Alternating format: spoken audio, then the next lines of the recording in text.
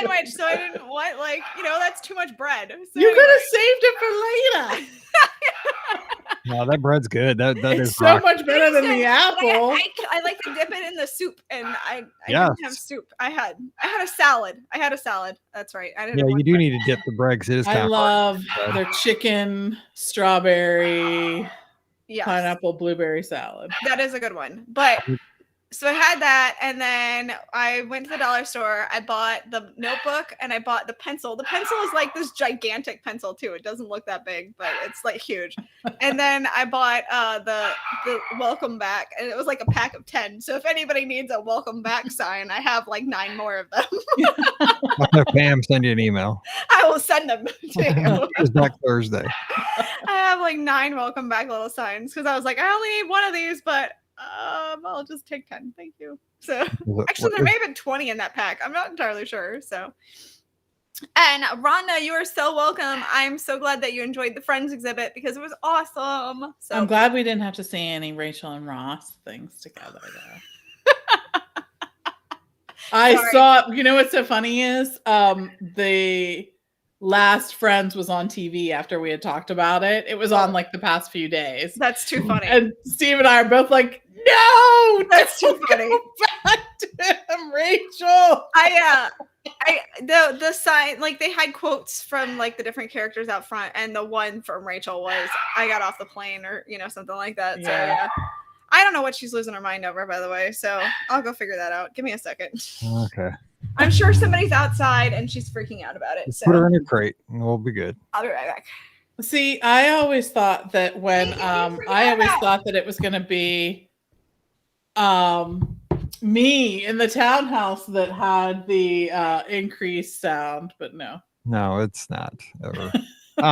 Actually, I never hear anyone. That was the thing I was so worried about, is being able to hear other people. I can't hear anyone.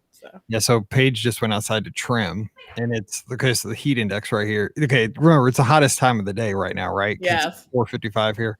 Heat index 105. I'm like, wow. Like, do it later. Yeah, I saw those wine and dime ales. Those are pretty sweet. I can't wait to get that half one. That was pretty cool. It's got like a little beaker on it. Some villain. I don't know who the villain is. I think it's Hades. Never seen the movie. Oh, really? Yep. Wait, of course he's never seen Hercules. It's only one of the best movies ever. But I've seen it. I've seen like the little piece on the cruise line. Like, well, yeah. Isma. I am Meg, by the way. Just saying. Hello, Teresa. Totally Meg. Okay, let's do this. Yzma. Ooh. I love Yzma. She cracks me up. Yzma and Kronk. I haven't seen that movie in years. I have it on my DVR. I mean, granted, I have Disney Plus too, but like I have it on my DVR, and I have been meaning to watch it. I haven't seen it. We do Disney movie night every Sunday that we're home. Oh, that's cute. So Kronk he's the tight end for the Buccaneers. Done for years. And that is not Kronk. He hangs out with Brady. Definitely not. That is Gronk. And Kronk, whatever. Okay, here we go. Let's see. So let's do some questions. I got some in the inbox. Ask your questions in the chat, please. Here we go. In the chat. What number are we at? 1946. Welcome to episode 1946 of the Be Our Guest Walt Disney World Trip Planning Podcast. I'm your host, Mike Rallman from BeOurGuestPodcast.com. And one of the senior agents over at the Magic for Less Travel. Happy Wednesday to you.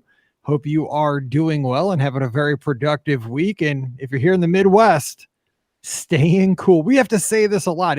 We got another heat wave here in Missouri.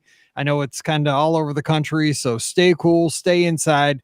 The good news is the Be Our Guest podcast travels. You can be chilling in a convertible, rolling down to Dairy Queen at like 10 o'clock at night once the heat of the day is kind of passed over. Or you can listen in your office where it's probably 68 degrees and you got to, bundle up when you're inside, and then you go outside and you're like, oh, this is brutal. At least that's how it is in my office, which is my basement.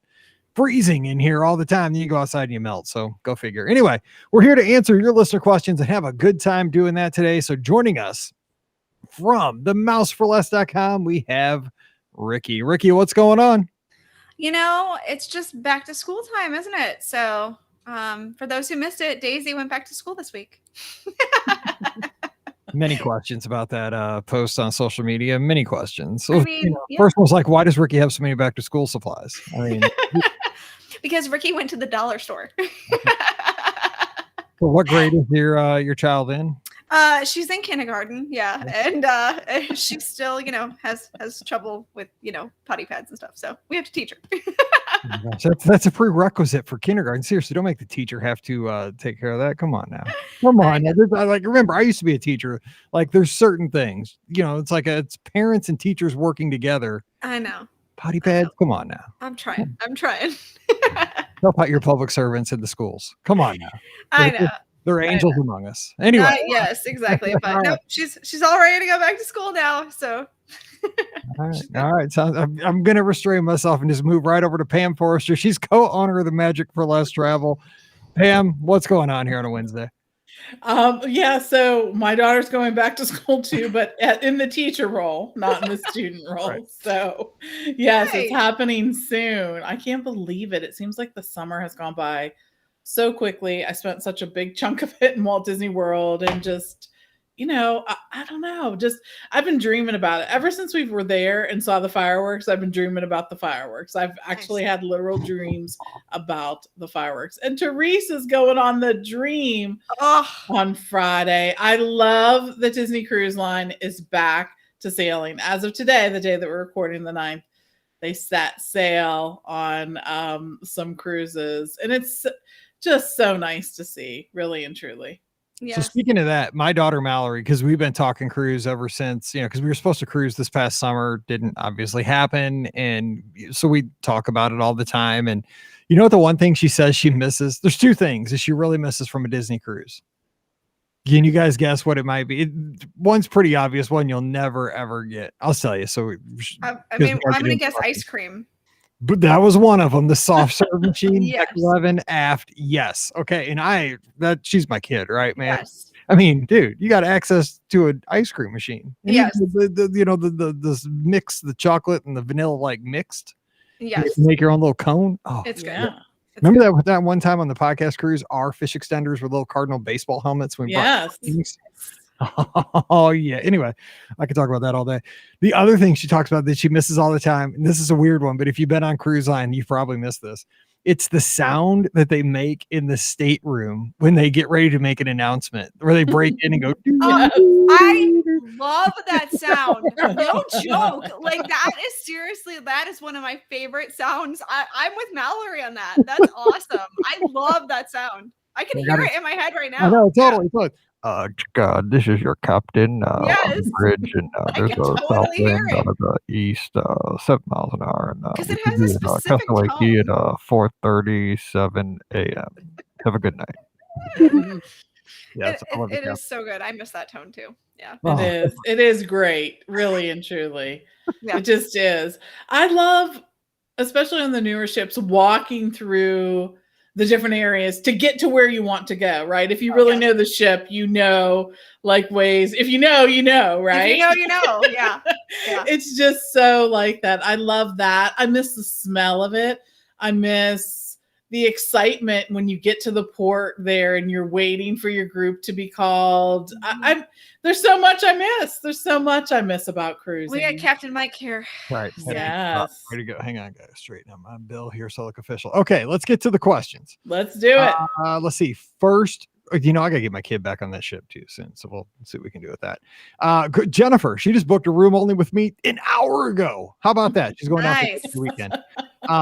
She says, now I've heard it pronounced both ways. As a Midwesterner, I say Toledo, but I've heard fancy people say Toledo. It's the restaurant at the top of the step. You said Toledo or Maya Grill for the trip you just booked for me, Mike. Which one would you pick? I got to restrain myself because you know how I feel about Maya Grill. I got a horse in the race. I can't pick this one. Pam, what would you go with? You can't. I think you're on the first name basis with the smooth jazz stars. He's like, oh God, he's with Scott. Look out. But we always tip him. I mean, we always give him a tip, so he's got to like us, right? For sure. So it really depends on what you're looking for. Maya Grill, although a nicer restaurant, it's not a signature restaurant. Mm-hmm. So that's something you got to look at. Look at the menus. The menus I think are important to see what kind of food you like. Toledo really has a lot of small plates. Now, it definitely has entrees as well, but they really sort of specialize in that because it's such a part of Spain. If you've ever been on that, there's actually a whole section where they really specialize in small plates and tapas and things like that. So they sort of take their cue from that area of Spain in that space. They do have entrees as well. It is a beautiful restaurant, really and truly. It's lovely. And I think it's hard to really describe it until you're there. You sort of feel like you're under a tree and it's on top of the resort there. But I think you can't go wrong with either one. I agree. And in the live chat, we got Tim saying Toledo for the view. Obviously, I mean, it's beautiful. It's one of the highest points on property. It might even be higher than the Riviera. Honestly, that's a tall tower. But then, Teresa, Maya Grill. That's why we're friends. That's why Teresa and I are friends immediately upon it, meeting each other at Wine and Dine years ago over near Canada. Ricky, have you been to Toledo? I haven't. No, it's one of those places that I just haven't done yet. Because it's relatively new, but it wasn't open long before everything happened. So I haven't done that. Obviously, I have done Maya Grill, but I haven't done Toledo. So I really don't know that I can answer it because I haven't had the food at Toledo. I do know that, like, for the view, definitely Toledo over Maya Grill, though. So I will tell you, though, the summer, because we say Contemporary this summer? Or Coronado? Yeah, we did. Anyway, I was at Coronado. We went up to the top of the tower, and I looked out because there's that viewing deck, like where you can go outside at the top of the Grandestino Tower. Dude, I got a little spooked. You're high. Like, it was windy that night. And I'm just like, I looked down. I'm like, whoo, I got like a little goosebumps, like back up. I'm kind of getting over the heights thing, but I remember getting spooked. I was like, I'm gonna go back down. I'm done. That's funny. So just saying, but it was pretty up there. So yeah, definitely. All right. Now Luke has a question. Do you think Disney would ever limit the amount of time merchandise by keeping track of it with My Disney Experience accounts? The limited time merchandise. Yeah, limited time merchandise. Okay, I get it. Just having, because they scan the pass during checkout. Now, I did see today. I don't know where I saw this. I saw a lot of information. I think it's some of the Halloween stuff. It's got a limit of 2. Yes. Kudos, Disney. Good job, Disney. Yes. Yeah. Because at first I saw somebody posted another picture because I was kind of following all the craziness this morning of all the Halloween merch, and like somebody posted a picture of like legit this person carrying, I would say, at least 6 or 7 gigantic bags. I love when they have them, like they have so many bags, they have to get a stroller to carry the stuff out. Right, like, exactly. Just get a flatbed truck. I'm like, that's a lot overkill. Like, I know you're going to go and sell this on eBay. Like, that's totally what you're here for. They might have a big family, lots and lots of kids. They do not. I mean, I get the limit need because you do have this problem where literally they buy everything. These, resellers, they buy everything that they have, and then it is hard for those who like are coming maybe later that week or whatever to buy merchandise that, I get both sides of the argument. I get the side of like, oh, well, it's, it's free commerce. You can, buy whatever you want. But I also understand like the frustration of getting to the park and being like, I wanted that and I can't. Like everybody bought it up, and I don't want to. It's a bad look. I mean, people, you want happy guests, and you're not getting happy guests when 28 people get every piece. Exactly. I don't know that they will keep track of it via My Disney Experience because I mean, not everybody has not everybody has My Disney Experience, so they could the scalpers would find a way around it anyway. Exactly. Right? That's kind of my point. It's like the scalpers music back in the day. Like Napster existed because people figured out a way. Exactly. So I get both sides of the coin. I get the frustration as someone who's not a reseller. Like I get the frustration of like, I want to buy something and then I can't because somebody has bought all of it up. So I get that frustration 100%. So I'm glad to see Disney limiting a little bit. I don't know if 2 is like, I could see 5, okay. Yes, that's still in the like realm of like, ugh, but like I can see that a little bit easier. Kids, you got to pick like only 2 exactly. Kids, flush, man. That's exactly rough. Like, sorry, kid, you make the cut, man. You got to see on your report card. You don't get it. Sorry. Try harder next year. Okay. Anyway, Elizabeth has a question here. Any word on what the line's going to be like for Remy's Ratatouille adventure once it's open to everyone? Virtual queue or just rope dropping? Hope for the best. Sort of like, why do I want to say Festival of Fantasy? It's not a Flight of Passage. Flight of Passage. Acronyms, people. Acronyms on the fly. Pam, what are you hearing? And of course, we got the announcement. Lots and lots of AP and DVC previews I'm coming in. I'm going down. I'm so stupid. I totally got an AP thing, and I was like, I'm gonna be down in a couple of days after that. It's good for travel agents. I've booked quite a few, just like 2-night stays, because like, hey, I'm gonna go ride with a rat. I'm like, yep, do it. Let's go. Now, Pam, what are you hearing on this? We don't know yet. We just don't know. And what's funny is that Disney's done it both ways, really and truly. I think that, it's always good when a new attraction's online to see that big line. I know that people don't love waiting in it, but it definitely brings lots of publicity. And golly, a lot of folks get a good clickbait article out of it. Yes, they do. Sure. So they get lots of publicity. I know. You won't believe the line for this Disney attraction. Yes. Okay, real quick about these, clickbait things. I wish I could just get my click back. Like, is there not a way to right? Click back. I don't want them to indicate that was not worth clicking on. Exactly. I'd take that. I would like a thumbs down on that. I would love to be able to thumbs down on the link being like, nope, this was not really what this was a regret. what was advertised. Yeah. So we don't know yet. The thing is, especially when you take the Skyliner over now, you get such a great view of that area. I'm so excited about it because it really is themed spectacularly. It's sort of tucked back in around that area in France. And they did such a great job. There's a fountain there. Of course, there's going to be a creperie there. So you'll be able to get your crepes on. And it'll be interesting to see what they have there. But hopefully we'll get a little more information, but it always could be one of those things where the eventual solution is not available for the first few days that it's open. And that does happen sometimes. So let's keep those things in mind. We will see. Yeah. I mean, I will say this isn't like a brand new attraction in the sense of they've had practice with it over in France. In France, they obviously have it so that it has the standby line, and then they actually have the fast pass line. Now, of course, we don't have fast pass right now, but I'm certain you pay $29 and your right pinky to ride fast pass. Yeah, Start that rumor. Get it, put it out there. Okay, you know how cheap I am. When I saw that stuff, I'm like, okay. No, I'm not paying $17 for Buzz Lightyear. That's not happening. Free now? Okay, they dropped the entrance fee. You don't have to have tickets because now you're paying for. No, that's a whole nother show. I don't want to get into it. Yes. So I mean, in France, obviously, because I wrote it there, they just had you go right through the line. So I'm seeing everybody saying that it's going to have a boarding pass system like Rise. I don't know if it will.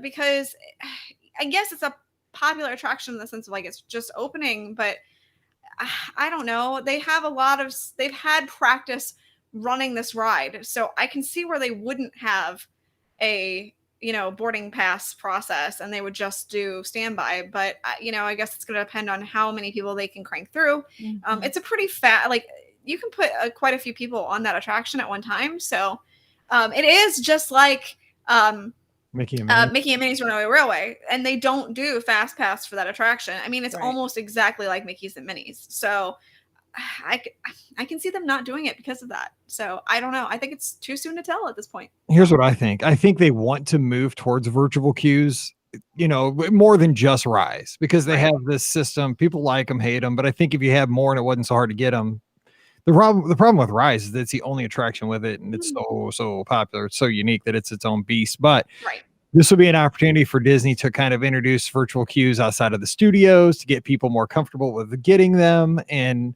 I mean, I don't want to have to get up 7 a.m. and do a virtual queue when I go to Epcot, just like I do at the studios. That'd be a pain in the butt. But this is an opportunity because you have a brand new attraction. If you want to expand out the use of virtual queues, this would be the opportunity. But I'm just saying my theory behind that, the Rise one though, is because it was such a attraction that broke down so much, and they knew that that it was going to have a lot of technical issues. So it's better to have the boarding pass process for a ride like that, because if it does go down, then you're not having like a huge amount of people waiting in line and, you know, getting frustrated necessarily. So I feel like with this, like I said, they've had practice. So I don't necessarily know that they're going to have a virtual queue for this, just because like, I feel like the reason they did it for Rise was just for the unknown factor. This has a factor that they know. So I don't know. I'm excited that they are doing the previews though, because that's going to relieve a lot of stress come October 1st, because, you know, all the hardcore fans will have been on it. A lot of. I mean, come on, you've seen. You know that that's not the truth. I mean, people still want to ride a second, third time, but I'm just saying people won't be as amped up if you've already ridden it in September and you're maybe an AP holder. Maybe. But I mean, I still think people are going to go over to Epcot because you're going to want to see Harmonious. So, all right, next DCL question. Got my captain's hat on. Here we go. It is from Diana, who's always in here with us, and always in here with us on the live chats, and we appreciate that. DCL question. I saw a photo today of the pool on the Dream. Again, this is the first day. It hadn't even gone to see yet. We're seeing some photos of folks that are online for the very first sailing of the Dream. The pool was surrounded by ropes to control guests entering the pool. Do we know what the reduced capacity of the ships are yet? Pam, have you heard anything on? Because I know Disney's not gonna give numbers, but how about this? What are you seeing so far? I think that the pool thing is, because those pools on a ship, on every cruise ship, are a little small, and so you're going to be in a tight space, and that thing. Mike's right. They have not announced and said, we're sailing at this capacity. The good news is, though, the other thing that you see is when you get off at Castaway Cay, you have the whole ocean to swim in. No waiting, no ropes, none of that. So that's good news there. I don't know what other capacity restrictions will be in place, but they're not only, sort of limiting the number of guests who attend certain shows and whatnot, but they're also limiting the overall number of guests who are sailing. So in some ways, it kind of is probably going to balance out in that space. I imagine that these early cruises that are sailing, if you can get, a spot on there, it's going to be very much like the early days when Walt Disney World first opened. Right? That was the analogy I drew last night when I was kind of thinking about this, because I knew they were sailing today, first and so forth. And I thought, okay, so we went down in August, very first week of August. So it was this time last year. And Scott sent me the picture that we took in Animal Kingdom with the PhotoPass person. And I remember the photo because this is one of the greatest pictures ever. He said, "You're never going to get a chance to do this picture again. We're standing in front of the Tree of Life." And he said, "Everybody put your arms out as far as you can go." And there was 5 of us, 6 of us, because me and Mallory, there was 5 of us, Scott, Elizabeth, and Emily. And we put our arms out like this, and there was not another person in the shot. And with a wide angle, he's like, "This will never happen again. Show how much space you have in this theme park with nobody else around." And that's exactly what I was thinking last night, Pam, is that they're not going to sail these ships with reduced capacity, because they don't have to. And so if you can get on these ships and you can handle, there are some changes. I mean, but if you're fine with that, I mean, you're going to have the space that you've never had before on a ship. So this is it. These are sort of once in a lifetime experiences in that spot. If you feel comfortable with the process of sailing and traveling at this time, then this would be a great time for you to reach out and let us help you get one of those cruises booked, because it's going to be a great opportunity to experience that. That's good. Oh, Teresa, she is sailing here Friday, and she says you do have to reserve time to disembark to Castaway Cay. So that makes sense. Keep the elevators and that area sort of, so they don't have to worry so much about that clogging up. But I don't think it's a long period of time. So, man, and I've seen, they're just being smart about things. Like, for example, for the kids clubs, they're not doing the, just drop in willy nilly to kind of check it out. They're not doing that. And like, they're having check in at like Oceaneers Lab and check out at Oceaneers. Oh, that's smart. What's the other one? Lab and Club. I can't remember. It's Club and Lab. Lab and Club. So, and there's social distancing markers throughout the ship. I mean, it's going to make you. I saw that they had a person. Here's the picture I wanted to see, and I'm glad I saw it. There's a cast member manning the soft serve machine. Yes. So I can't make my own ice cream, but I can say, "Hey, can you make me a little twisty?" And they're going to make you one. That's right. Mike, you will get to know that guy well. I'll be like, "Hey, what's going on?" It's Mike. Okay, Matt's got a question here, and it's about the new Mirrors Connect. With the new Mears transportation pricing for 2022 recently published, how do you recommend your guests get to the resort now? Mears, car service, rental, or Uber? What say you? What say me? I say an informed guest is a good guest, and some people are comfortable. You're going to get there quickest, in my opinion. You're going to get there quickest using Uber or Lyft. If you can get a driver, again, this is all dependent on the labor force, right? I mean, sometimes there's a Uber driver that's ready to go, or a Lyft driver. You're set, you jump in, it's like Amazing Race style, right? Throw your bags in the back and you're at your hotel fast. I think the price will be about the same for a Lyft or an Uber, or the cheapest version of Mears Connect. It'll be close. And you're going to get there quickest because with an Uber, it's like a private, they're there with you. Town car services, probably not much more. And you have the option a lot of times to stop and pick up groceries if you want to do that. And also you get your kind of vehicle. You might want to get a van. You might want to get a party bus. You might want to get a limo. You might just want to get a Lincoln Continental or whatever. I don't even know if they make those anymore. But the town car is what they're called. So you can do that. Mears Connect, though, gives you options, right? I mean, so I talked about this on the live call-in show with Scott on Sunday night. I'm cheap, so I'm going to do the old replacement for Magical Express. There's one that can go up to 5 different resorts, but it's the cheapest. And I'm willing to roll the dice there because one of those resorts got to be first, right? It could be my hotel. I wish they'd let you know up front, but they don't. So I would do that, because I just take a nap on the Magical Express to get to the hotel, or just, play on Twitter or something. So I would do that myself. But they also have the option that if you want to be a roll, just jam out, they can take you to, and I don't know exactly how it's going to work, but they take you directly to your hotel. It's express. You got to pay for that. It's a little bit more, but you go right to your hotel and you don't have to wait, which I don't know how that's going to work. I mean, they're not going to like run a motor coach just because, hey, Rahlman's here. Okay, move it. We're going to pop. I bet it's a smaller van. Yeah, I would assume it would be a small van. Yeah, but that's what I'm guessing. But I mean, so Pam, what would you say? I mean, I'm kind of like just giving these.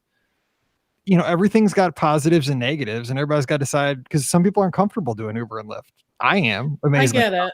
You got to pick what's for you.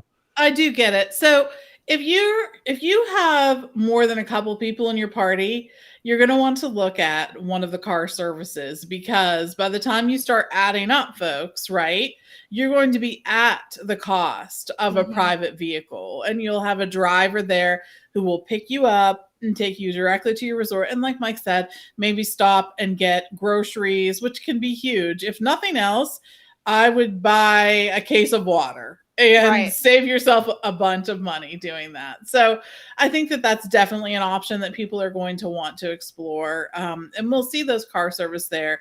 There are many that have been in business for years, and please be careful booking these. I will say, go with an established company that has been doing this for a period of time. We have ones that, that we recommend to our guests and have them look at that we'll book for them. But it's important to go with an established car company to make sure. I think that Uber and Lyft is, an option for a lot of people. I know that some people aren't comfortable with it, but if you really look into the qualifications to become an Uber or Lyft driver, and you're driving with someone who has done a number of pickups, I really think that you're going to find that you enjoy the service. Again, it's your comfortability level, right? Whatever you feel comfortable with. For some reason, Magical Express is something that I have done, and it's inexpensive, but I can't imagine myself paying for it. I almost would. I think that I would rent a car, perhaps. Here's the question, though. Scott and I had Sunday night because we had this conversation, and Tom asked it right now in the live chat. Have the rental car companies been able to bolster their fleets, or is the inventory? I think this is going to put an even greater strain. I agree. On cars, and they're going to be astronomically expensive. I think you're right. I hope that they have been busy buying cars again, because the problem is the car industry is very, very, very, very tapped. And so you're going to be going in like a 1982 citation. Yeah, I mean, definitely. But I will say, I do know a little bit about this. The car industry is extremely tapped. So I don't even know if they're able to purchase cars right now, because the car dealerships aren't getting the cars. So that's part of the problem. It's like it's the perfect storm, right? I mean, it is the perfect storm. Magical Express goes away in a time where there's a crunch on, rebuilding your fleets because they sold off their cars and COVID. Now travel came back like a hockey stick curve. I mean, it's just it'll be interesting to see what happens. Yes, it's true. It'll be interesting to see as we move forward in that, really and truly. And like Mike said earlier, there are really pros and cons to each. Just sort of talk through your options.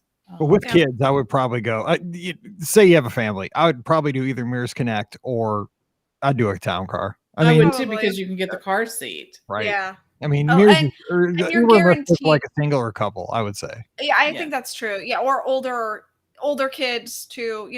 I feel like if you've got the car seat age, then you definitely want to do like a Mears Connect or a town car, because then you're definitely guaranteed that that car seat. Because sometimes with an Uber or Lyft, it can be a little like you don't know. What's you can't get more than one. First of all, that's true. And I'm not going to put my child in a car seat that I didn't bring with me. I'm just not. So. No, wholeheartedly understandable. Yeah. Yes. So I feel like it depends on the makeup of your family at this stage in the game and how comfortable you are with that kind of thing. Yeah. So I mean, obviously, I've used Ubers and Lyfts in lots of different places around the world, and it's worked out very well. And I'm very comfortable with Uber and Lyft at this point. So, I mean, that would probably be the route I would go.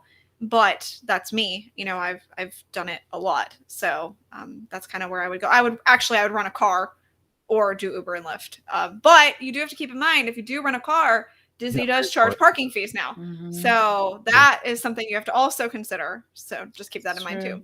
And Tammy's saying, the best way is just have a buddy that rents a car. Like that's what Scott always does. I don't rent a car. Well, there's that too. Around the whole time. And I'm worried about it. But Tammy in the live chat saying she got a private town car at $120 round trip and include a stop at the grocery store and car seats. And there's 6 of them. She's like, so I mean, totally. I mean, you can't beat that. I mean, there's really no arguing with that. So I appreciate that. And Tim Rogers, who's always here in our live chat, says just for the few trips he has coming up, I think it has calmed down rental wise.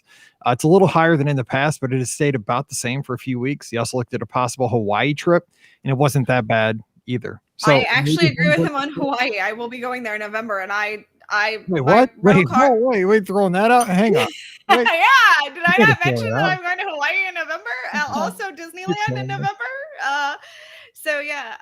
But I booked my rental car actually like a month or two ago, and it wasn't that expensive in Hawaii, and I was very surprised about that. I was like, really? And it was for a week too, and I was like, okay, cool. Not a week. It was like clickbait articles. Speaking of clickbait, I see these articles where 3 days for a week's rental, you're cheaper buying a used car and selling it at the end of the trip. It's true though. Whatever. My brother thought about that when he went to St. Louis. He was like, it was like $500 and something for his rental car, and he's like, I could have bought a cheap car for $500. Yeah, I'm sure that's a nice car for 500 bones. No, he would have bought a cheap one. He would have been just fine with it. So. And Don saying, you get a fleet of used AMC Pacers, AMC Gremlins. I mean, 100%. Yeah, and Tom mentions he did hear about people renting U-Hauls. I've told the story before.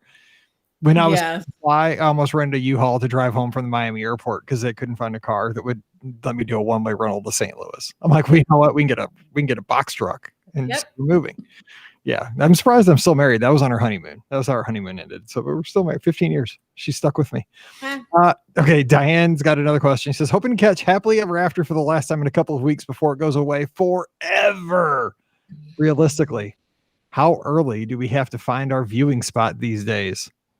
Depends on how good you want the spot to be. I would say, if that's focus of your trip, I would get there. What I would do, and this is what we did when we were there this summer when they first started up.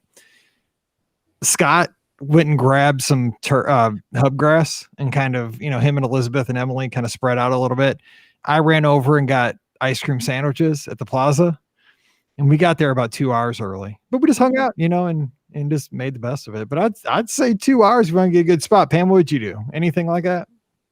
Yeah, I will say, when we were there, there was a night where we were going to dinner prior to and just didn't have the time to do that. So we actually just went over about 10 minutes before and kind of stood at the back of Main Street And it actually really does offer a really cool view of it because you get to see all of Main Street and then the castle with the fireworks, and you get to see all the people.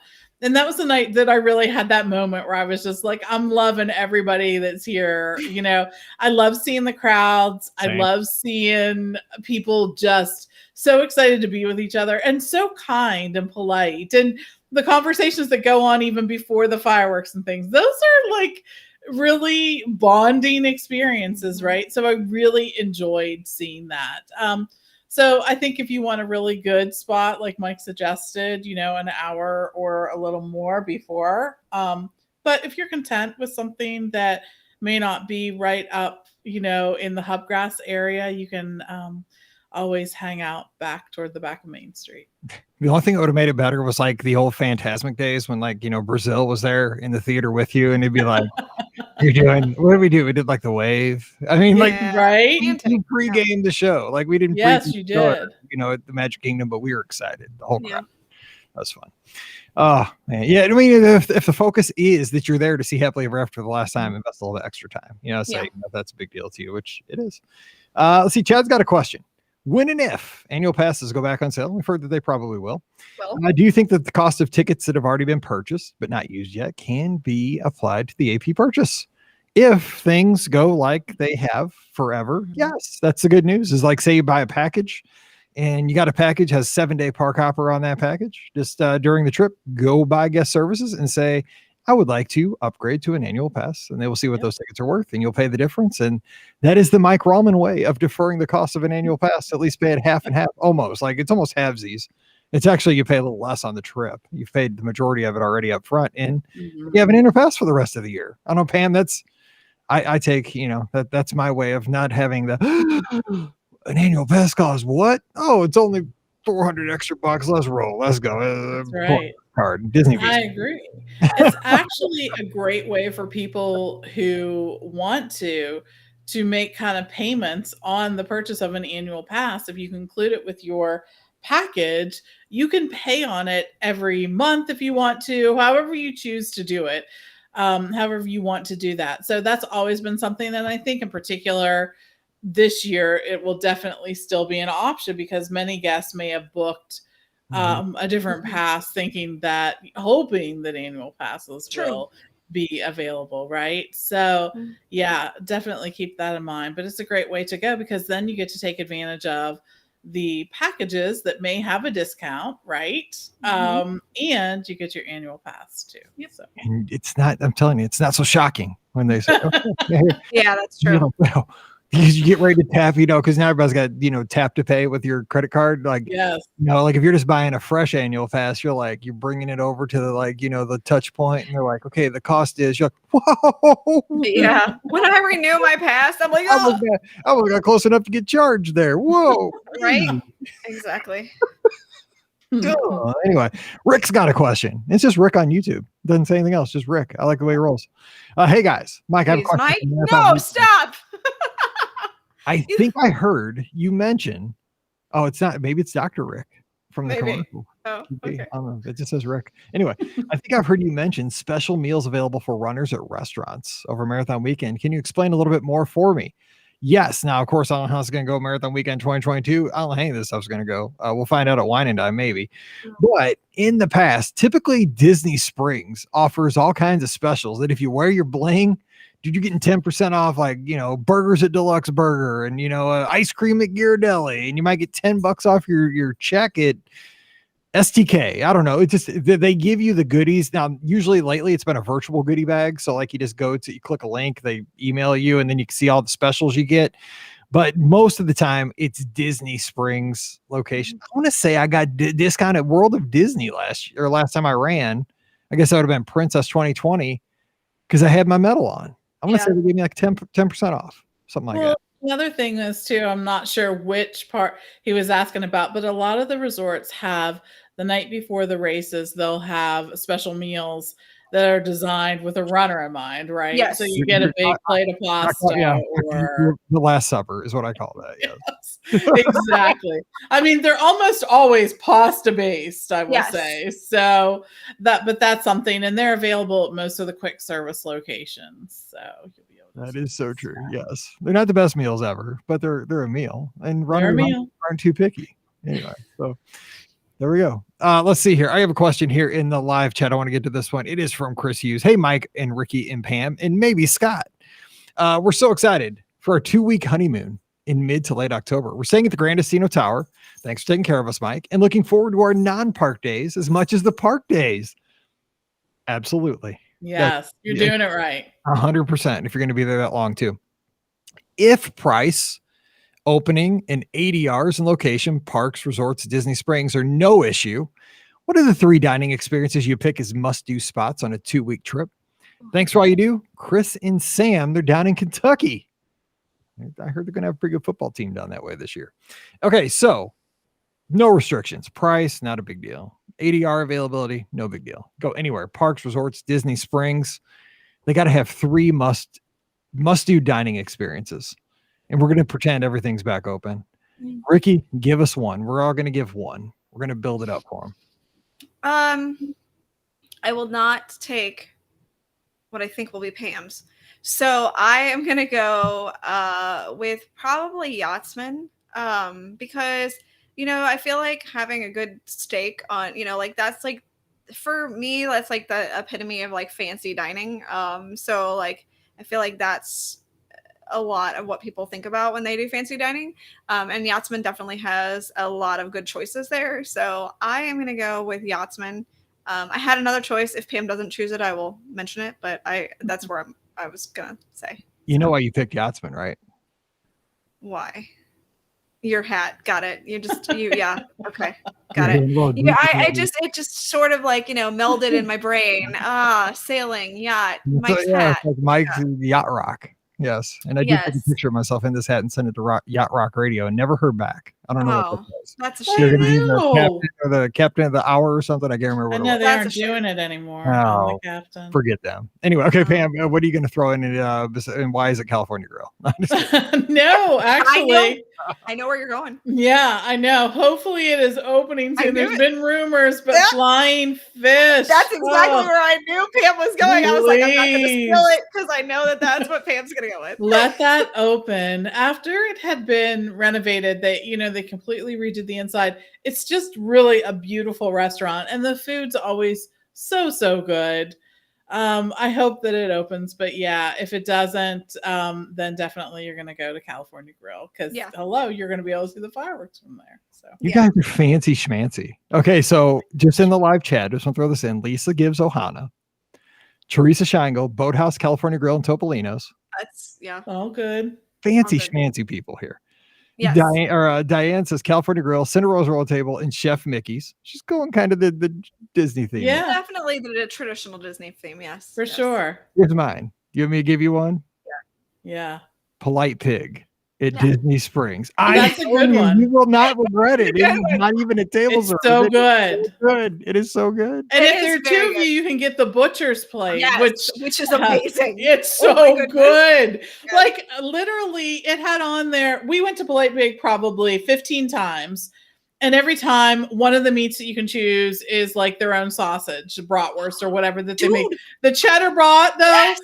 So we got the butcher's thing the first time we got it, and the cheddar brat was on there, and I was like, "Oh my gosh, where have you been?"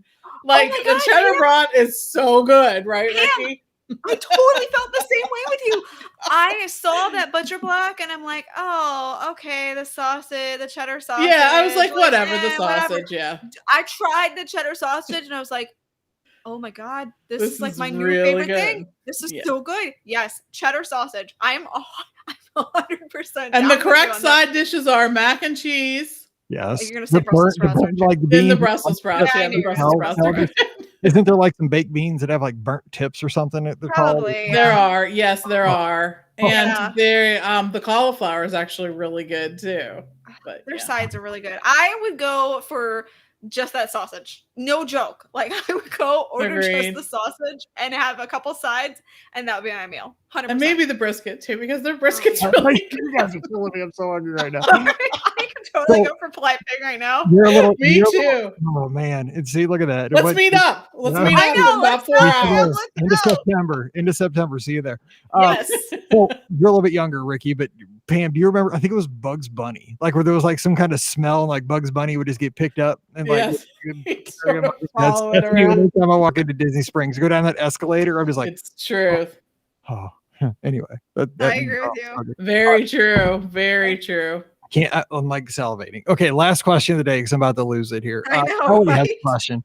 It's titled how higher crowds right before or right after October 1st. Hey, Mike, Pam, and Ricky, my husband and I have our first trip since the pandemic planned for October 2nd through the 10th, staying at Pop. He has a conference in Orlando the next week, so we thought this was the perfect excuse to plan our first trip back since November 2019. It didn't hit me until after we booked. This is obviously the week following the 50th anniversary on October 1st. At first, I was excited to be able to experience all of the new offerings. But as we get closer, I'm starting to get worried about the crowds. We're fast pass fanatics. But it doesn't look like these will be back before our trip. So I'm nervous about the line. So I'm wondering if you guys think there will be more crowds the week before October 1st and then guests will go home. Or do you think it'll be more crowded starting October 1st and the following week? I'm trying to prepare myself for a not normal trip. And without fast passes, we plan to slow down and just take everything in and really enjoy just being there. Thanks so much. Love the podcast. Kelly's in Green Lawn, New York. How about that? It's a cool name of a city, Green Lawn. So, okay, here's my plan. Okay. And I think I'm very typical of the folks who are going to be there for the 50th. I'm arriving on September 29th and I'm going home the morning of October 3rd. Same. That's my plan. I think that's the plan for, because obviously I've helped a couple of people plan these trips for the 50th. That's pretty much what's happening. People go in those last couple of days of September, maybe seeing the last Epcot Forever, Happily Ever After, having enough time to go to the Magic Kingdom for the 50th on the 1st, maybe go over see Harmonious on the 2nd and bug out on the 3rd and do all the Yep. That's what I'm doing. That's exactly what I'm doing. I mean, and Pam, you may be staying a little longer. I'm just kind of coming down for the whole weekend and stuff. But I would think being there October 2nd to the 10th, you're going to see a hit those first couple of days. But I think a lot of folks are going to kind of bug out of there on the 3rd and 4th. Yeah, I think so too. And I think being able to get to experience those new attractions, the new fireworks, I mean, those are all big bonuses. And I will also say, I've been many times since the parks have reopened. And while there have been, let's say, different parts where there's lots of people there, it feels like there's lots of people there, and many days when it feels like there's not a lot of people there, I have not really experienced waits for any attraction that have been absurd, really and truly. Not even prior to the shutdown, not those times. We've done all the headliner attractions.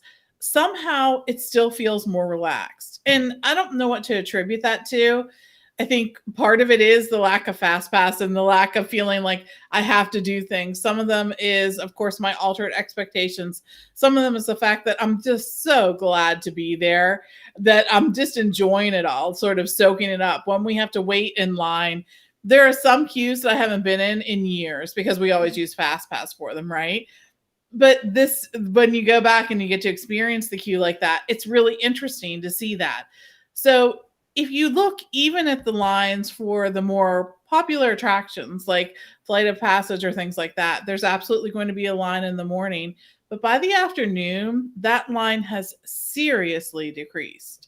And I mean seriously. That's very true. Yep. Yeah. And that's something that didn't happen pre-COVID. Right. It just didn't. That line stayed 3 hours until Animal Kingdom closed at night. True story. And Yes. it just hasn't been like that. So I think that maybe people are going through the parks more quickly than they have in the past. And we found that, even though we're spending, maybe half a day in a park, we still get so much done that I think there's just something there. So anyways, those are just my completely unofficial, thoughts from personal experience only. So you're saying there's something there that wasn't there before?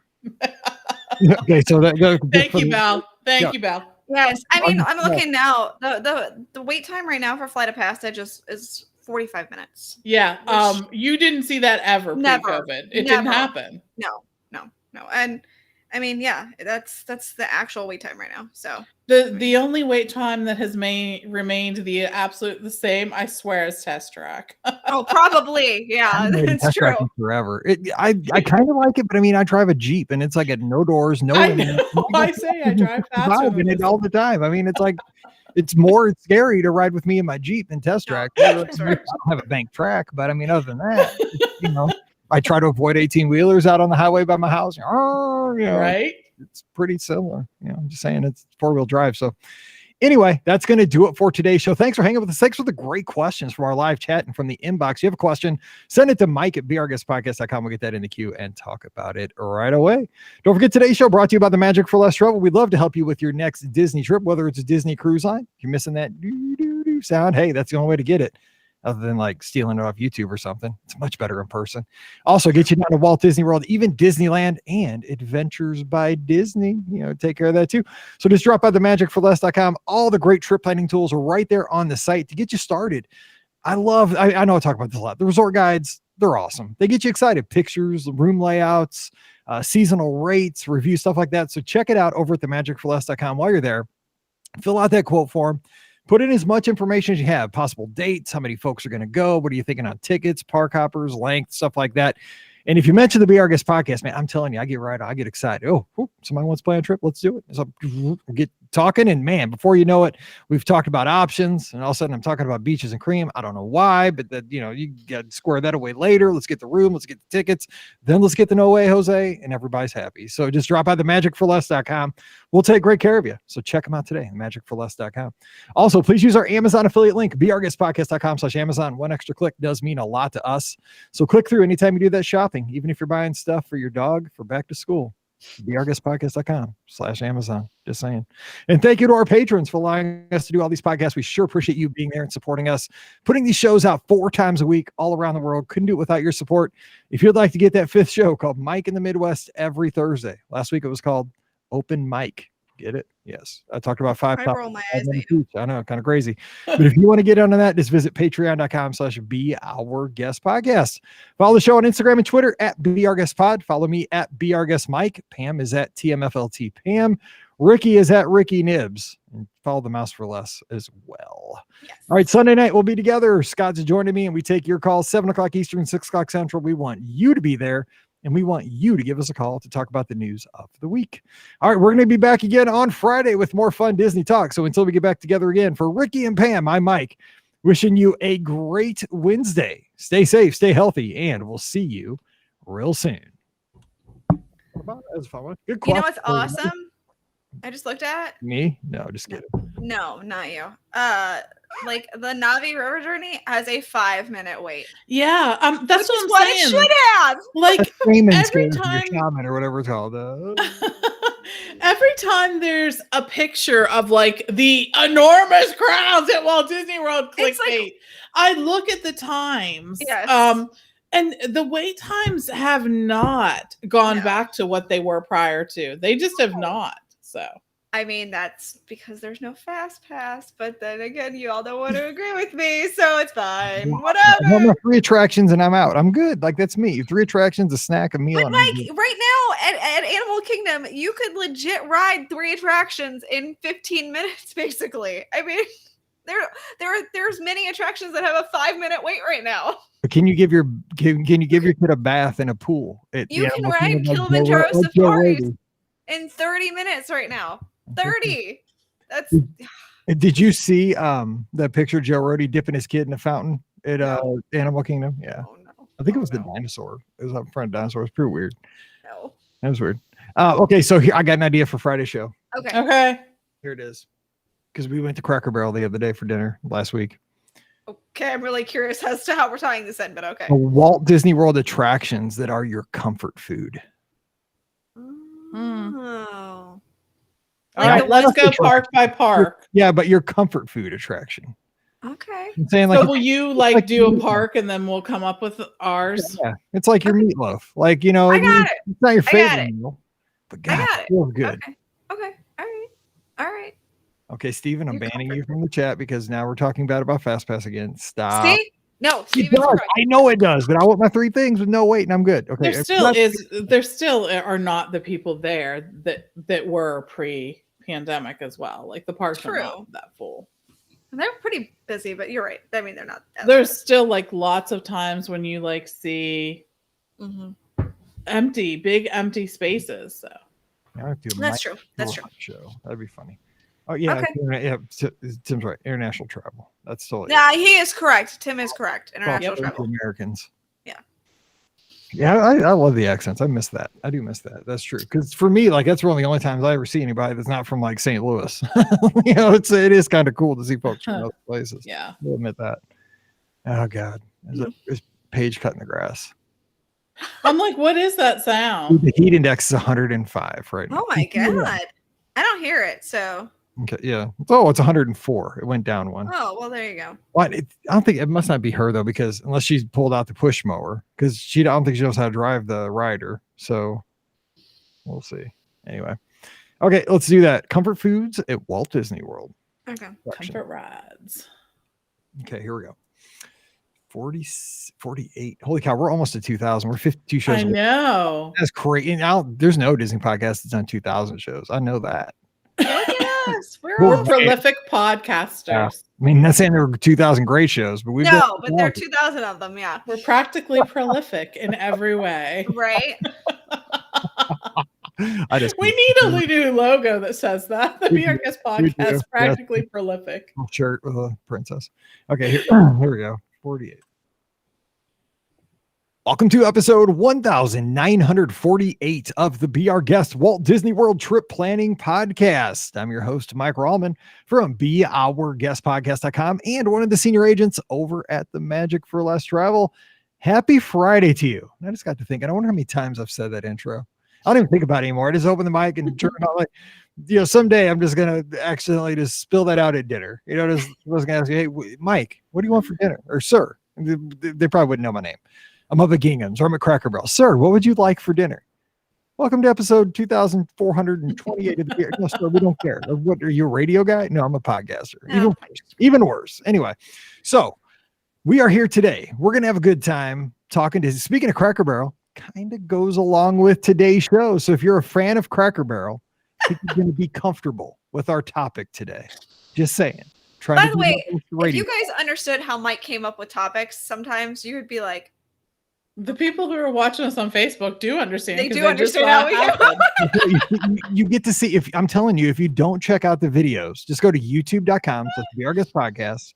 You get the full unedited shows for one thing, but you also get the pregame, get a little bit of postgame, but not much postgame because I'm usually starving. And he's like, let's go, I'm done. Postgame is very short, but you get to see how the sausage is made. Like when you come up with show topics, how we bounce ideas off and how how I say a topic idea. And then the ladies are super nice and they go with it, but you can just see the cringe on their face. Like it's really a bad idea, but but okay. I don't want to have to sit here for another 15 minents and debate with Mike. So let's just roll with it. So every now and then, unless we really are opposed, and then we're like, no.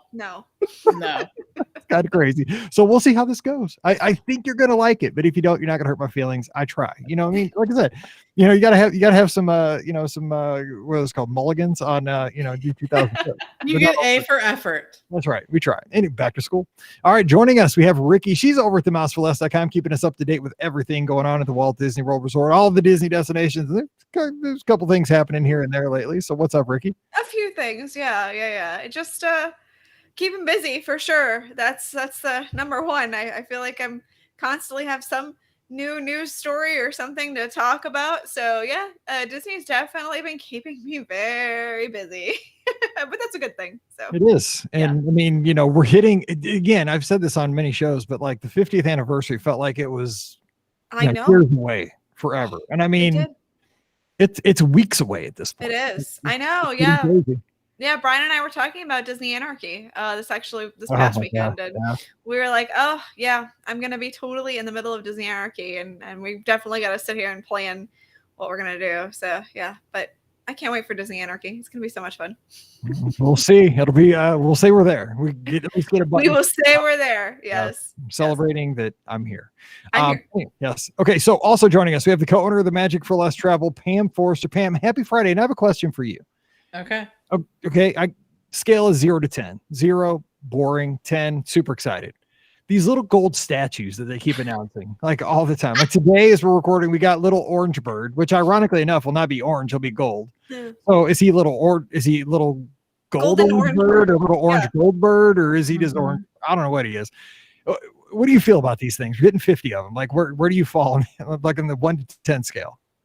How excited I am about them? You plan a trip because you want to go see the little orange gold bird, or what's the deal? Probably not, but I will say I'll be darned if I'm not getting some really good pictures of them, right? Remember when they had the Mickeys all over? Yes. That you could, they had the Mickeys in front of, and you could go and take pictures of them and whatnot, and then they dispersed around the country, I guess, to different locations or whatnot. But anyways. Remember those? Yeah, yes. I don't remember those. Oh yeah, I do. There was one behind the Contemporary I got a picture with. Yeah, but they started that I think in Chicago with like cows. I want to say it's the weirdest thing. Anyway, I don't know, but whatever. So I mean, think about it. You'll be able to take some really cool pictures, and I'm betting that you're going to want a picture of every single one of them, right? Oh, somebody is. Yeah. Yeah, I know. Right? Somebody is. So. I like that they do. This is part of their whole attention to detail, right? The castle looks fantastic. I still am. Every time I see it, I'm like, I love the castle, love it. So I do, even though the command strip, didn't work on that one piece and it fell down. They put it back up. They went to Target, got another command strip, put it right back up. But yeah, I like it. I like how when Disney does a celebration, they are all in. They're all in, right? Here's the thing, though. Now you just got me worried. Okay, so now you just brought up something that's making me a little anxious, and I'm not even an anxious person. But okay. So after October 1st, it wasn't a successful Walt Disney World vacation unless in your camera roll you have a picture with all 50 of these little. Oh man! Okay, I'm not having a picture with all 50. I can't find Scrooge McDuck. You'll have 18 months. Oh my gosh. To find Scrooge McDuck. Because the celebration lasts 18 months. And how many times do you think you'll go during that 18 months, do you think? I'm going quite a bit. Okay, here's the last question on that, then we'll get to today's topic. How deep into the roster are they going to get to statue 47 through 50? Are we talking, because obviously the Fab Five, the 1 through 5. Well, I bet. Cool. So I wonder, they can't have a Marvel one. So I'm, because obviously they can have Star Wars ones because they've announced those. They can't have a Marvel one unless maybe they put them at Disney Springs, and then maybe they could possibly have a Marvel one. So the limit on that is just a Marvel attraction. Well, that's true. Okay, Marvel meet and greet. I don't know if there's a limit on the statues. All right. Well, but wait, is that considered a meet and greet because you're greeting the kid as a statue? I think it's because it's just a fixture. You're probably safe. Right. I want to meet. Now you got me saying it. See? I want to get a picture by the R2D2. That'll be cool. Okay, I could see them having they are putting Guardians of the Galaxy in, so I could see them putting a rocket, statue over by Guardians, the new coaster. Okay, I could see that. Because they're going to all. I don't know if they have to go that deep, Mike. Because think about it, they have at least 50 animated features, even if they just took the lead character from each one of those. I think they will have some obscure ones though, just because people like fan favorites, right? Orange Bird. People love Orange Bird. So. And I like that they're doing that because that's a shout out to the Disney fans, right? Yeah, for sure. That's not your casual that's going to be like, what is this bird? 90% of people are like, this is a cool looking bird, but what movie was he in? Right. It's going to be a whole thing. Now, now I'm intrigued by this. Okay, so with these statues, have we seen any? Because I haven't been keeping up with them. I see them when I see them. Have there been any announced that have like a human likeness? Or have they all been an animated or a droid or something so is there going to be a Rapunzel and a Belle or you mentioned all these movies, are there going to be princesses that have statues? I think I would imagine there would be, but I think I've only seen not human characters. I don't Yeah. think I've seen them. I don't think I've seen one that's been a human character Has yet. Figment been announced? Figment has been announced, right? I thought he had. Right? There's a Figment statue. They've already said that, correct or no? Oh gosh, I don't I know. don't now. remember. It I has don't to be a remember. Figment. You know there's gonna be a Figment. I thought Well, they there's already got to announced- be a Figment. If they have Orange Bird, they have to have Figment. So But then you could do Dreamfinder. You know what I'm saying? Like, I mean, that'd be another they shot. wouldn't do Dreamfinder. I mean, they should do Dreamfinder, but they wouldn't do it. Steven says like penny presses and topiaries. That's exactly what it is. Yeah. True. It's That's true. and Don said it's the Pokemon of the Disney crowd. Yeah, you got to catch them all. Get them all. Yes. I never Pokemon. Tim said it's in the promo art, not announced. Okay.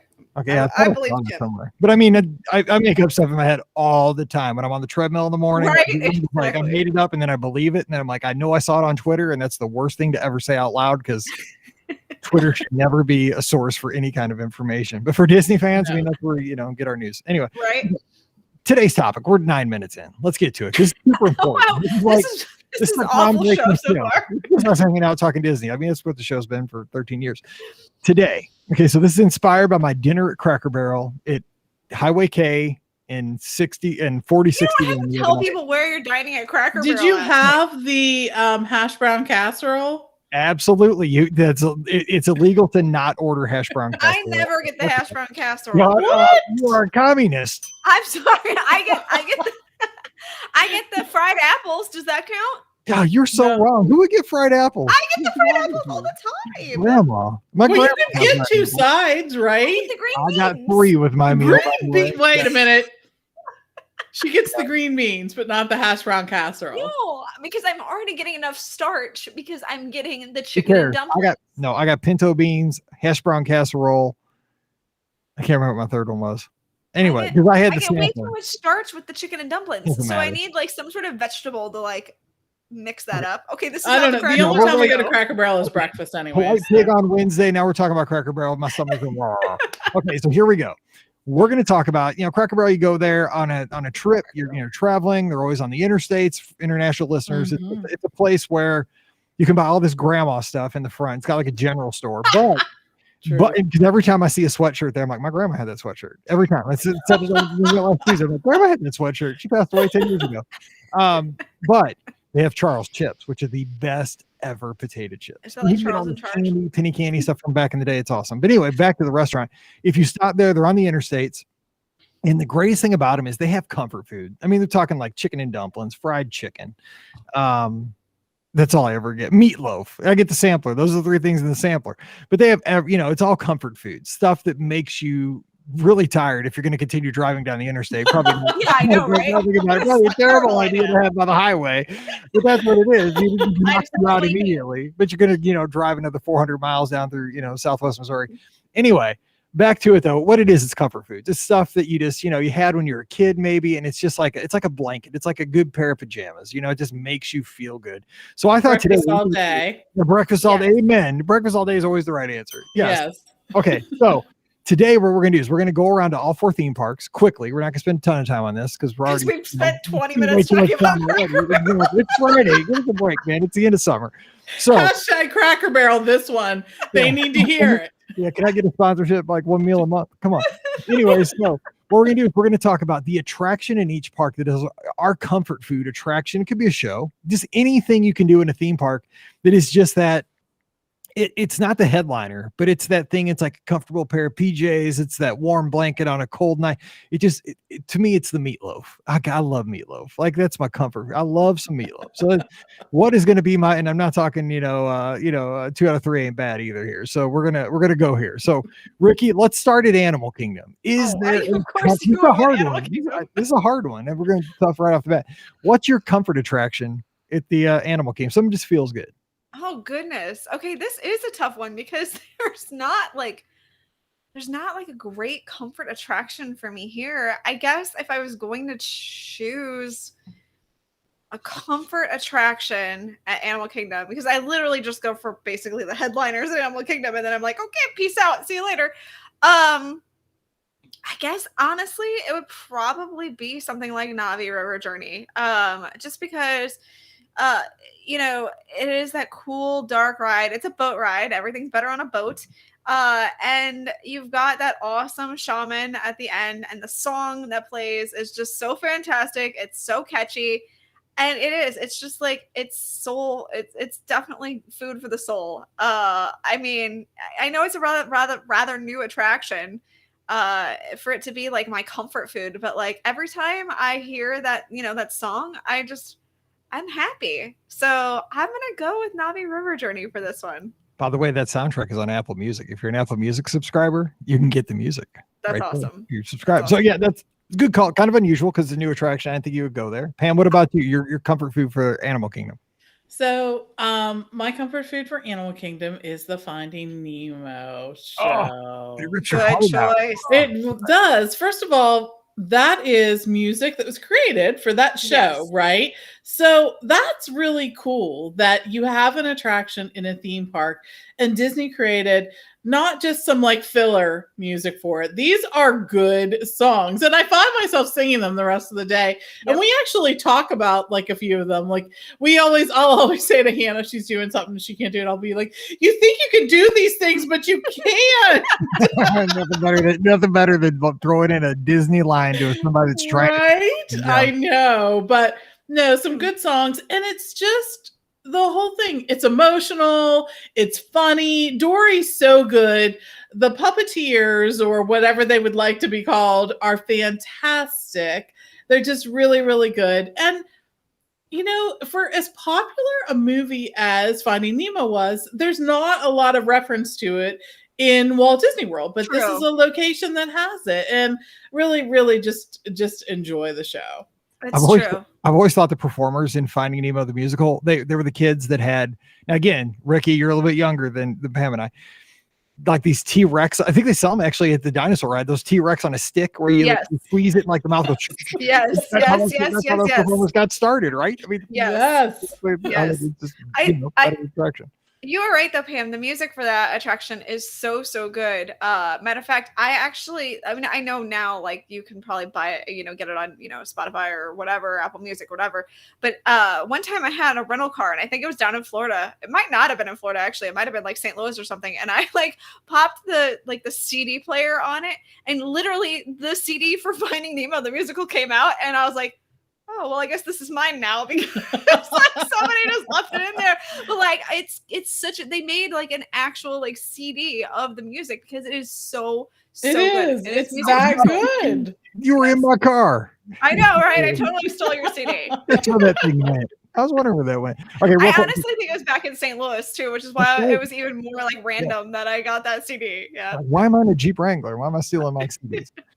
Diane says Festival Lion King, good choice, but I will say mine is just the Safari, because it's comfortable, because basically there's no stress to it. You're not being spun upside. It's not like Everest where you're not going to go backwards 100 miles an hour. It's not going to zoom you around where you might feel like you're going to puke. You might not. It might hurt your back. Like the Safari, you just sit there and you see wild animals, and it's been there since day one. That's kind of it. It's just.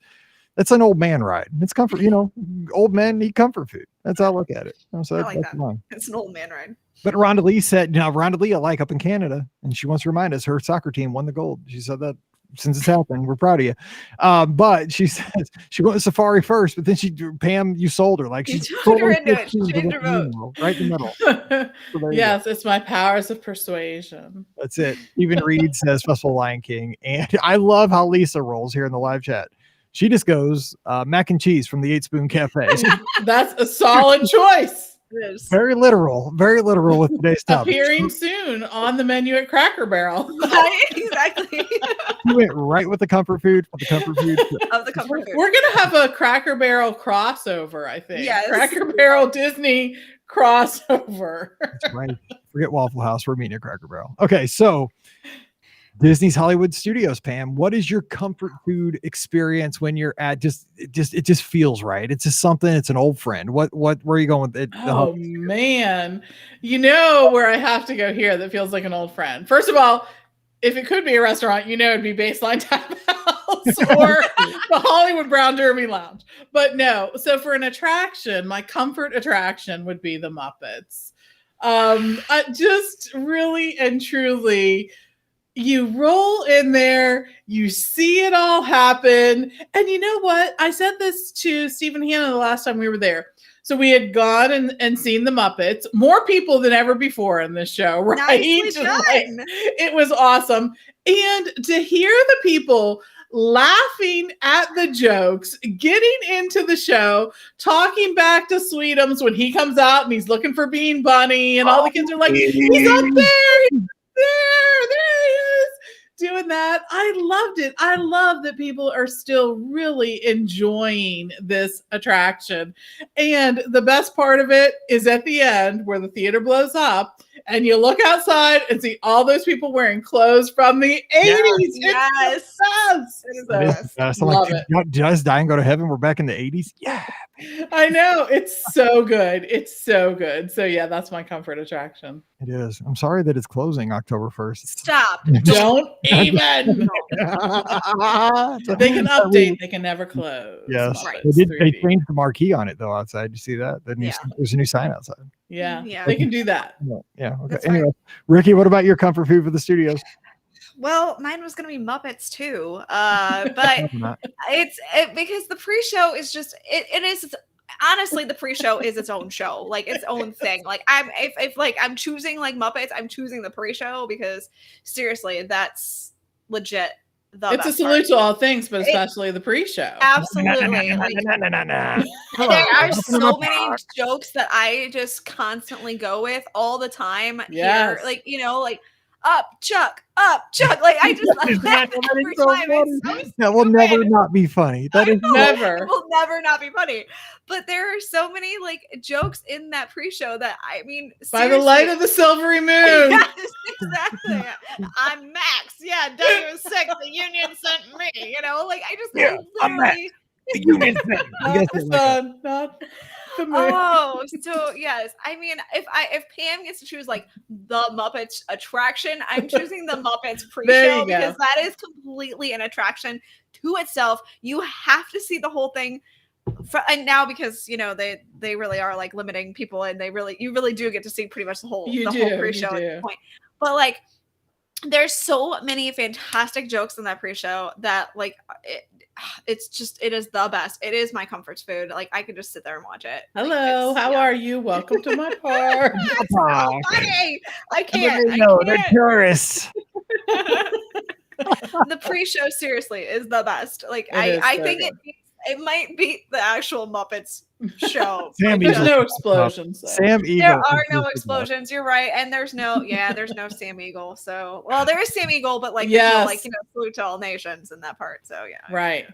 But all right, so let me give you the right answer. That was a good answer though. Let's hear it. Muppets, One Man's Dream. Oh my God. I gotta go get my, I gotta see my Marceline little mock-up because Missouri Pride. It's not called that anymore though, but it isn't. It's Walt Disney Presents. Walt Disney. Whatever.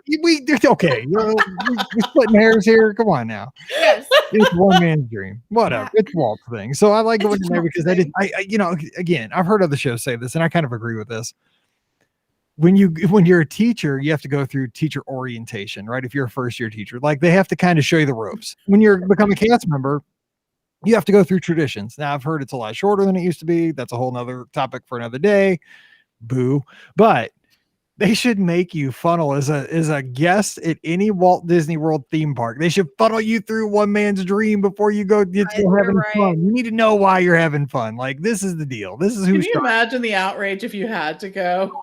It'd be awesome. Like I'm just telling you. Like let's I'm a guy that like everybody makes their choice. Nope, everybody's got to go through this because we got to know. We got to salute Walt and see what's going on. But the thing is, it's the movie at the end. I mean, I get my good little tear going, it's I'll admit it. Like, I mean, it's emotional, right? Everybody's got to have a good failure early in life. And I just love it. Julie Andrews, that one, if it went away, and it will, I mean, cause it's not a huge, it's no, there's I no don't reason think it will. I just tell myself it's going to go away. It's not going to go away. They're not taking that out. There's no way. There's no way. Cause it all started with Walt. There's no way they're taking that out. Okay. Famous last words. Cause I know, now it'll be closed by the end of September. Sorry, my bad. My bad. But no, I just, that to me, just when I'm in there, just feels right. Like I feel like, okay, this is a 30-minute period. I know how the multi-plane camera works, but it's just cool to see that little 30-second example, because then you see every other animated classic a different Yeah. way. You're like, oh, the background is moving at a different rate than the foreground and stuff. So Yeah. but yeah, they should force you through it like a gift shop. Yes, thank you, Stephen. Yes, exactly. You can buy like a little Walt mustache or something at the end, a hat or something. Who knows? Oh my Okay, goodness. there we go. Okay, Epcot. We're going to Epcot.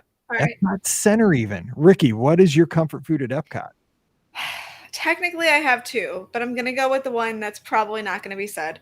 I am going to go with the Grand Fiesta Tour in Mexico. There's just something about this attraction I love so, so much. Again, we have a boat ride. There's something with me and boat rides. It's calming. It's chill. You're going through the restaurant, which is so fantastic. It smells like chips. And I swear I've said this before. Disney, please put in a chip restaurant where I can go buy chips, guacamole, some salsas. I mean, seriously, just put it in. You would sell so many chips.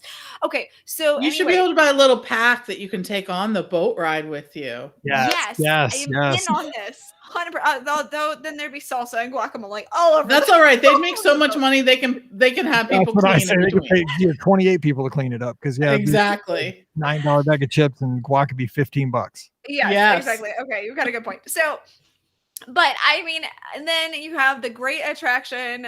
I mean, I use that in quotes, but like it's fun. It's super like I love the history of the end with the actual animatronics, which thank goodness they're back now because it was a very sad day when it was just the cardboard cutouts / just a pot for Donald. So, that was a very sad day for me.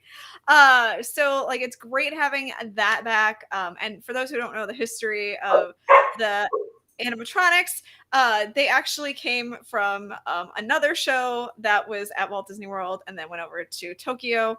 And I'm blanking on the name right now because it's important for me to talk about Mickey Mouse Review. Yes, that's what it was. I was like, I can't think of it. But yes, it was Mickey Mouse Review, and so those are the actual animatronics from that, which is really cool to me. And so like I just really love that whole vibe of the attraction, and it's like it is seriously like I don't feel like I have had a successful Epcot visit if I don't ride this attraction. And I don't know why. But like I seriously have to ride it every single time. The wait times of 5 minutes also help. So sometimes I can have a wait. It was long. I mean, I have to admit, it does get long sometimes. You are correct. Yes. Okay. I mean, I have waited probably 30 minutes for this attraction and not had any, regrets. So I apologize for Riley. She's getting Hey, it's not my dog for once. Once it's my dog because Paige just decided to cut the grass right up. Okay. I hope you're not hearing that because I'm trying to drown out. All right, Pam, what about you? What do you got for your comfort food at Epcot? I have to do, oh man, there are two. There really are two. So I'm going to leave the most popular one, which I'm sure most people are going to do.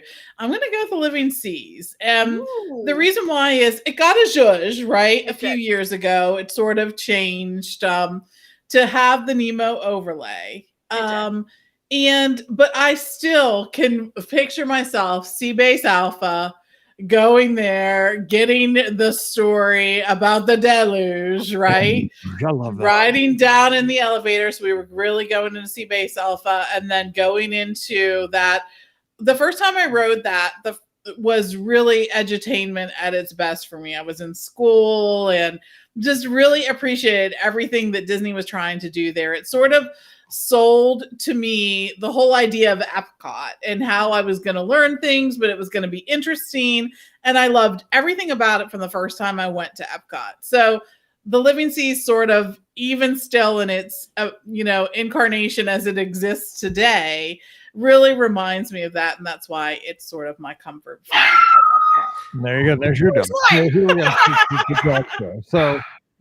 So I will say, and sorry about this, but we have a lot of dog lovers in the audience. We're trying. So the thing I would say, and a lot of folks in the live chat, Diane and Rhonda Lee are saying Spaceship Earth, which I agree, but that's the headliner that is totally a comfort attraction for me. Like I just get it has that smell as you approach in the queue. You see the mural. You're like, oh yeah, I'm getting on Spaceship Earth. It's going to be dark. It's going to be cool. I try to stay awake until you see like the guys trying to get the mammoth Dude, that's a struggle. Sometimes I'm out before that even, but I love the attraction, but it's just so comfortable that it knocks me out. Like I even lost a pair of sunglasses one time because I put them on top of my head.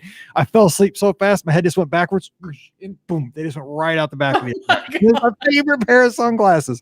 They were from Target, but I mean, they were lizard green. I was excited for them and I lost them because it put me out. But I will say that's not mine. That's a good call. That would probably be my second one. Mine is Impressions de France. I love that. Oh yeah. Oh my gosh. Music. Yes. And just all those places, they're amazing. And I mean the 80s vibe to it, the people riding the 10 speeds and like the no helmets. I mean the helmets, whatever. They're flying down, then you got the cart going through and dancing weird at the wedding reception. Oh, and the music. I mean, okay, so I will tell you, when we went this summer, I was like, I got to see Impressions of France. So every time we walk past, I peek it out because now they alternate it with that. What was that? The Be Our Guest like sing along thing. Which you think I'd like that, right? It's our podcast, right? We're singing. Every time they had the Be Our Guest thing on the marquee, like in 10 minutes, Be Our Guest. I'm like, dang, like are we walking past every time at the wrong time? Pam was like, I'm going to go ask. She walked up. No, we're doing Impressions of France. We just forgot to change the marquee. Oh, dude, I could have seen this 3 times by now. I was so mad, but then we got to see it, so I was happy. But yeah, they totally were like, totally messing with us. They didn't change the marquee. Funny. But I think that's my favorite. They don't have the students from La France, so true. That's true. Who were used to changing it. No, that's such a good one because I love that movie too, and it's been the same. I mean, I think since it opened, right? Yeah, I think so. I don't think that they've ever updated that movie. And it is one of the movies, this is in Epcot, that has seating, which I think is a big plus too. There's just so many great things to love about it. So I can't believe we didn't pick Living with the Land, but that's my all-time favorite attraction. I know. I love it too. That is my ultimate comfort food, but I kind of wanted to think outside the box because Living with the Land is my favorite attraction, I think. So, all right. Got to get to it. Magic Kingdom, Pam. What are you going to go with your comfort food over at the MK? I have 2, and I'm not even going to apologize for it. I'm not even gonna because they're within walking distance of each other. They're really close. So, Pirates of the Caribbean, love that attraction. Always have to ride it. And the Tiki Birds, love them both so much. They're really just such a. For me, I have, since I was a small child, have loved Adventureland, right? Adventureland is one of my favorite lands. I know that there's not that many, so to say one of isn't that big of a stretch, but literally it is. I truly wanted to live in Adventureland. I think that Pirates is some of the best of what Disney does. It's just audio animatronics. It's engaging, a little bit of scariness. There's a hill. There's something for everyone at this attraction, right? A great song. I mean, who doesn't love the Pirates of the Caribbean theme song? But the Tiki Birds, there is something about it. The nostalgia there, its place in the Disney history. When I love when the rainstorm happens and there's lightning and thunder. That's the best part, right? Especially on a day when it's like 95. Yes. Like blue sky, not a cloud in the sky. You're just like, yes, I wish it would rain. Like it's teasing me. Like, yes, give me a thunderstorm. Right? I know. So I love that. I just love that about it. You still see kids like and adults looking up at those birds singing and being amazed by that. And then when the tiki gods and the statues join in, all of that. So just love those 2. All right, Ricky, where are you going? Your comfort food at the MK? So I, like Pam, have 2, and I'm not apologizing for either. So my first one is the Haunted Mansion. It is my comfort food. I know that, I mean, if you know anything about me, it used to terrify me as a child. I didn't like any ride at Walt Disney World as a child. So, but this one especially because, it's the Haunted Mansion, it's supposed to be spooky. It freaked me out. But as an adult, I very much appreciate like all the technological aspects behind it. And it really is like, it takes me back to my childhood. Even though I was scared of it, it still takes me back to like being a kid and going on that attraction. So Haunted Mansion, 100%. But my other comfort food attraction is the TTA, Tomorrowland Transit Authority People Mover. I have to ride it every single trip. It is just calming and soothing, and there's something so fantastic about going around and seeing the entire land from above. And of course, you then get the nice, cool shot of air conditioning when you go into Space Mountain. So, I mean, and it's dark, and you just like can like breathe for a minute. I don't know. There's like something super calming about that aspect.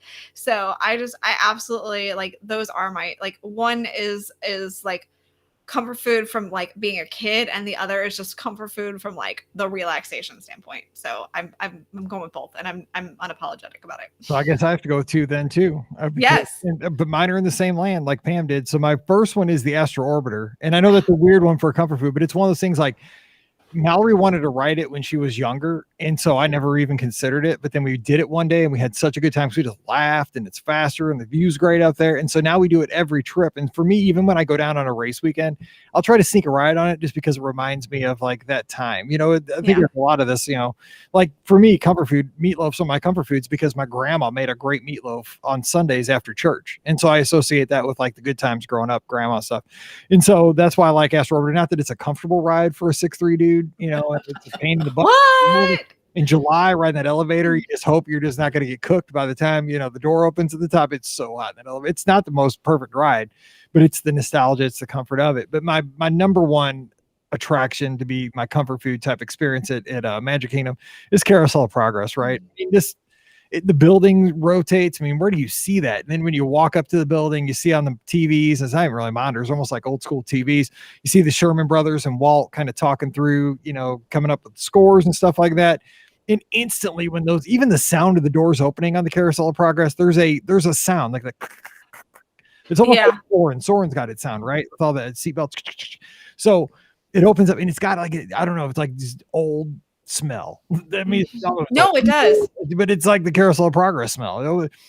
Okay, and it's got theater seats from like the 1970s. You know, like it feels like, you know, the AMC that was the dollar show in my neighborhood. You know, old theater seats, and it's just once you sit in that chair, you know, if you can stay awake. Again, I have a problem. Comfort foods put me to sleep, and so do some of these attractions, but it's just like an old friend. Like it said, you know, Dad's going to talk to me about the old days. Okay, here we go, Grandpa. Tell me about how it was in the teens and the 20s and the 40s.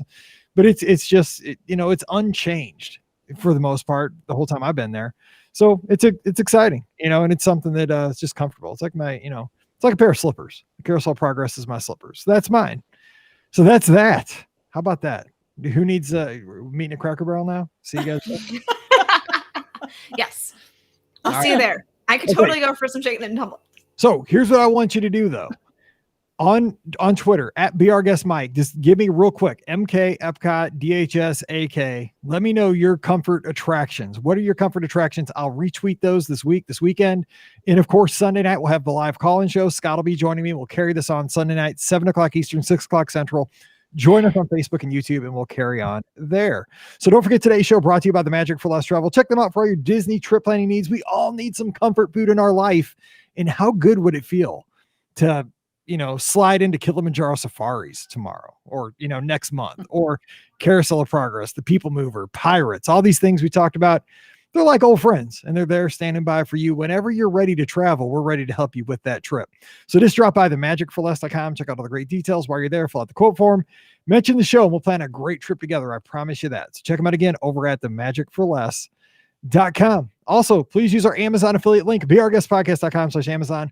One extra click does make a difference, and I sure appreciate it. So again, beourguestpodcast.com/Amazon. And thank you so much to our patrons for allowing us to put out these shows 4 times a week all around the world. It's because of your support, and I can't thank you enough for that. So thank you for that. And our patrons get a 5th show, Mike in the Midwest, every Thursday. So for more details on becoming a patron yourself, just visit patreon.com/beourguestpodcast. You can follow the show on Instagram and Twitter at BRGuestMike and at BRGuestPod. Of course, Pam is at TMFLT Pam. Ricky is at Ricky Nibs. Give us a follow, give us a yell, and we'd love to talk to you on the social media. All right, time to get out of here and let you get on with your weekend. Thanks for hanging with us this week. I don't get to say that enough, but you have tons of podcasts you can listen to, and our shows take a lot of time. We do 3-4 shows a week, and I truly appreciate you guys lending us an ear and taking the time to hopefully share some fun memories, maybe a laugh or two, you know, each week. And maybe we can plan, better trips because we all bounce ideas off each other. And I think that's kind of what this is all about. So for Pam and Ricky, I'm Mike, wishing you a great weekend, but whatever you do, stay safe, stay healthy, and we'll see you real soon. Good stuff. That was a fun one. Yeah. Yes, it really was. Coming up really. with ideas. Everyone. Yes. Oh, right, good. And we even got some dogs in there. We did. I mean, I thought I was going to be like, yes, I can get away with it. Daisy's not going to. Oh, dang it. There she is. The dogs. I don't even know what she was barking at. So. Oh my gosh, Alan's never been on Carousel Progress. What? It's pretty. Gotta get there. You should get there. Yeah, you definitely need to correct that. Just saying. All right. Well, All right. hey, Oh, thank you good. for hanging with us. I appreciate it, guys. All Mike, enjoy Taco Bell. You know it. Yeah. All right. See you guys. Bye. Bye. See y'all. Got to edit the shows. See y'all later.